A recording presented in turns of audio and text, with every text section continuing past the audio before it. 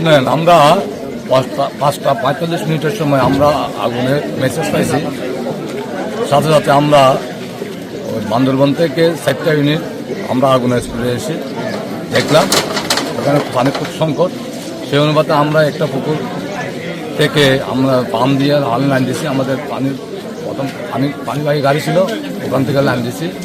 আমরা এতক্ষণে আগুন নিয়ন্ত্রণ করতে আমাদের কিছু সময় লাগছে। আমরা 6টা 5 মিনিটের মধ্যে আগুন নিয়ন্ত্রণ করতে পারছি। ওটা 6টা 47 মিনিটের মধ্যে সম্পূর্ণভাবে নির্মাণ করতে সক্ষম হয়েছে। আচ্ছা, আপনাদের এই মানে কিরকম ক্ষয়ক্ষতি হতে পারে বা এই ধরনের কোনো বা কিভাবে আগুনটা লাগছে, সূত্রপাতটা কিভাবে? আমরা যতটুকু জানতে পারলাম এটা তো ভোর রাতের আগুন। এটা তদন্ত সবাইকে আমরা বলতে পারবো কীভাবে লাগছে, এটা এখন আমরা নিরাপদ করতে পারি না।